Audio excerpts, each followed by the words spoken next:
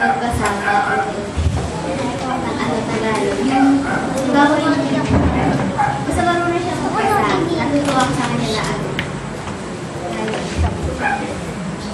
tapos yung sa anak ko,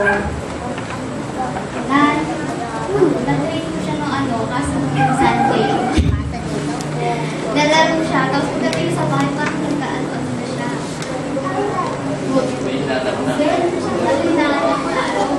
Baka inanap ako. Kaya yun. Tapos yung naman, yung i-share ko naman about dun sa Community 2008. Yung di ba si Jesus Christ, siya yung type ng spoken word reproduction. And then si Adam, siya naman yung type ng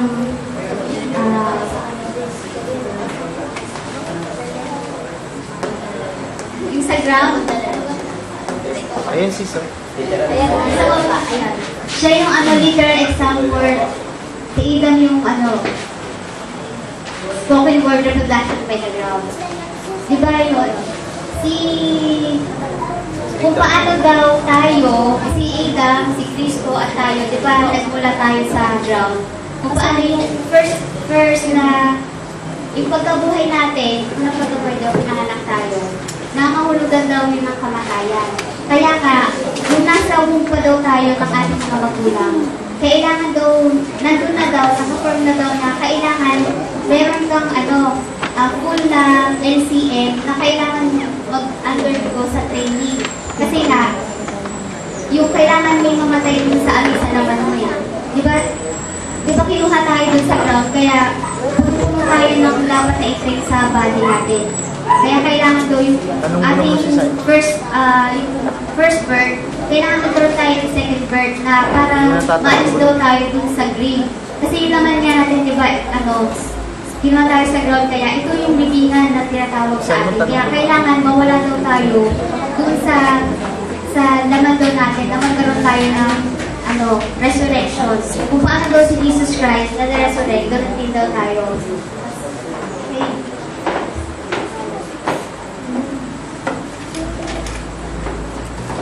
Ayun.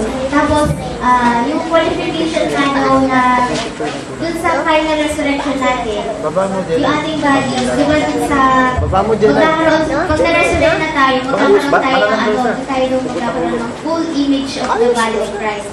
Kung paano, di ba ang Diyos, binigyan niya ng image and likeness si Cristo. Ganun din daw tayo na pag na-resurrect na tayo, magkakaroon tayo ng image and likeness ng Diyos. At sabi, so sa ating spiritual born again experience, yung spiritual born again experience natin is type sa kay Cristo, kung paano yun yung spoken word creation.